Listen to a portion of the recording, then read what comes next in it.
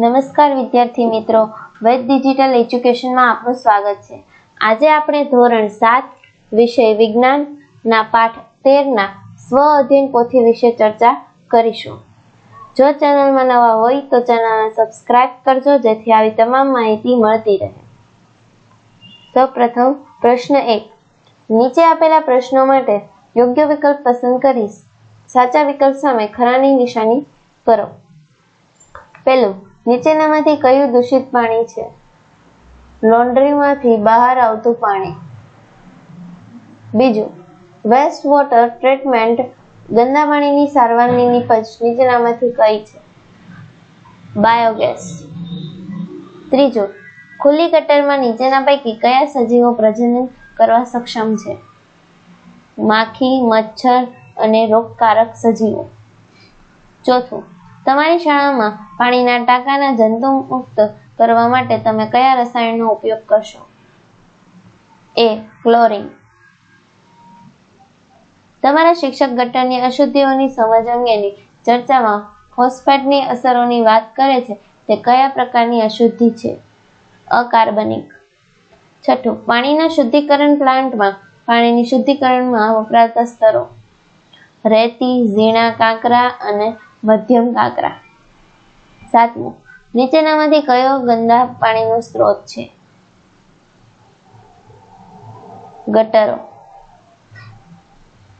આઠમું, કઈ જોડ સાચી નથી? સાલ્મોનેલા અને ટાઇફી વાયરસ। વિડીયોને આગળ વધારતા પહેલા આપણી એપ્લિકેશનની માહિતી લઈ લઈએ। પ્લે સ્ટોરમાં જઈને વેદ ડિજિટલ એજ્યુકેશન નામની એપ્લિકેશન તમે અહીંથી ડાઉનલોડ કરી શકો છો। ત્યારબાદ આ પેજ ખુલતા તેમાં તમારો મોબાઈલ નંબર ડાયલ કરીને સેન્ડ ઓટીપી આપવાથી આ પેજ ખુલશે। આ પેજમાં એક્ઝામ પેપરમાં એકમ કસોટીના દરેક પેપરો જોવા મળશે। આ પેજ ખોલતા દરેક ધોરણો જોવા મળશે। તમે તમારા ધોરણ પર ક્લિક કરવાથી તમારા વિષયો જોઈ શકો છો। કોઈ પણ વિષય પર ક્લિક કરવાથી તેના પાઠ જોવા મળશે। કોઈ પણ પાઠ પર ક્લિક કરવાથી પાઠની સમજૂતી, તેમના અભ્યાસ સોલ્યુશનો, સ્વાધ્યાય સોલ્યુશનો અને સ્વ અધ્યયન પોથીના સોલ્યુશનો અહીંથી મળશે। તો વિડીયોને આગળ વધારતા પ્રશ્ન 2, નીચેની ખાલી જગ્યાઓ પૂરો। 9મું, વિશ્વ જળ દિને ખાલી જગ્યા દિવસે ઉજવવામાં આવે છે? 22 માર્ચ। સુએઝમાં રહેલા દ્રવણ અને નિલંબિત દ્રવ્યોને ખાલી જગ્યા કહે છે? પ્રદૂષકો। 11મું, ક્રિયાશીલ કાદવમાં ખાલી જગ્યા ટકા ભાગ પાણી સિવાયનો હોય છે? 30। પાણીથી ફેલાતા રોગો માટે ખાલી જગ્યા સામાન્ય માર્ગ છે? ભૂગર્ભજ્ય જળ। 13મું, પાણીને જંતુમુક્ત કરવા માટે ખાલી જગ્યા રસાયણ વપરાય છે? ક્લોરીન અથવા ઓઝોન। પ્રશ્ન 3, નીચેના પ્રશ્નોના જવાબ આપો। 14મું, પ્રદૂષિત પાણીમાંથી સ્કીમર દ્વારા કેવા પદાર્થો દૂર કરવામાં આવે છે? પ્રદૂષિત પાણીમાંથી સ્કીમર દ્વારા તરતા ઘન પદાર્થો જેવા કે તેલ અને ચરબી જેવા પદાર્થો દૂર કરવામાં આવે છે। 15મું, કાદવના અજારક બેક્ટેરિયા દ્વારા કોહવાટથી શું મળે છે?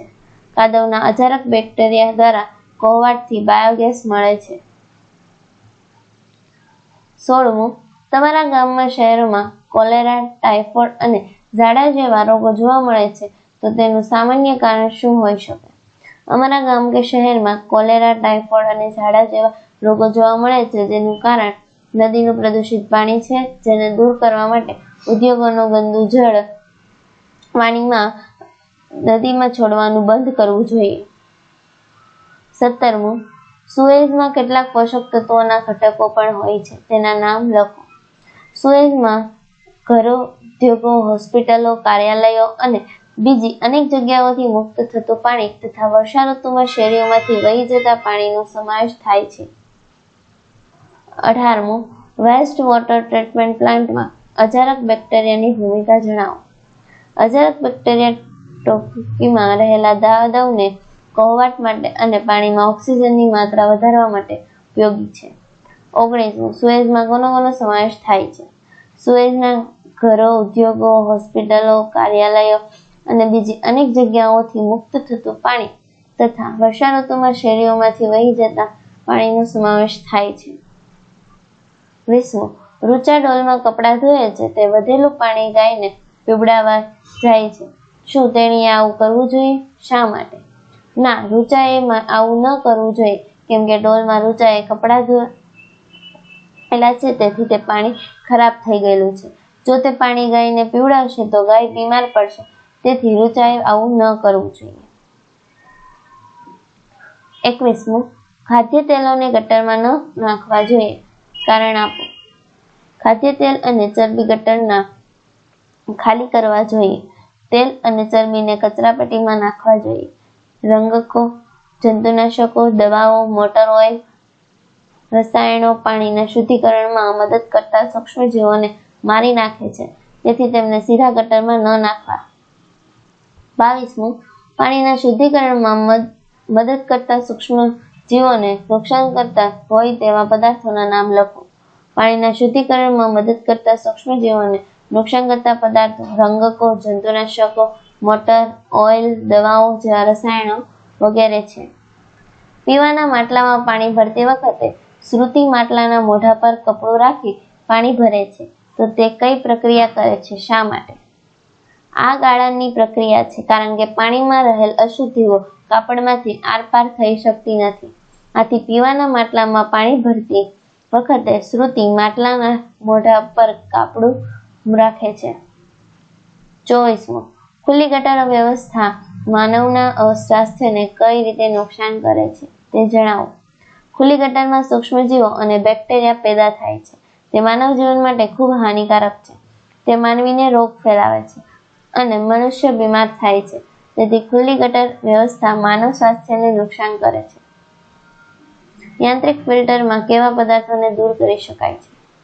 યાંત્રિક ફિલ્ટરમાં ઊભા સળિયા, લાકડીઓ, પ્લાસ્ટિકના પેકેટ, ચીંથરા, હાથ રૂમાલ જેવી વસ્તુઓને અથવા કચરાને દૂર કરવામાં આવે છે. 26. સુએઝ નિકાલની વૈકલ્પિક વ્યવસ્થા વિશે જણાવો. જે જગ્યાએ ગટરની વ્યવસ્થા નથી ત્યાં વૈકલ્પિક વ્યવસ્થા વિચારવામાં આવી છે. સ્વચ્છતામાં વધારો કરવા સ્થળ પર નિકાલ પ્રણાલીઓને ઉત્તેજન આપવામાં આવે છે. ઉદાહરણ તરીકે મળટાંકા, રાસાયણિક શૌચાલયો અને ખાતર માટેના ખાડાઓ વગેરે. કેટલીક સંસ્થાઓ સ્વાસ્થ્યપ્રદ ઓન-સાઇટ માનવબળ નિકાલ ટેકનોલોજી પ્રદાન કરે છે. આવા શૌચાલયોને સફાઈની જરૂરત રહેતી નથી. શૌચાલયોમાંથી મળ સીધો ઢંકાયેલો પાઇપલાઇન દ્વારા બાયોગેસ પ્લાન્ટમાં જાય છે. એક જાગૃત નાગરિક તરીકે પાણીને શુદ્ધ રાખવા માટે શું કરી શકો તેની નોંધ લખો. ઉદ્યોગોમાં વપરાતા પાણીને શુદ્ધિકરણ કર્યા બાદ જ નિકાલ કરવો જોઈએ. ઢોર ઢાંખર, વાસણો કે કપડાં નદી, નાળા કે તળાવમાં ધોવા જોઈએ નહીં. ઘર વપરાશમાં વપરાતું પાણી ફરીને વાપરવું જોઈએ.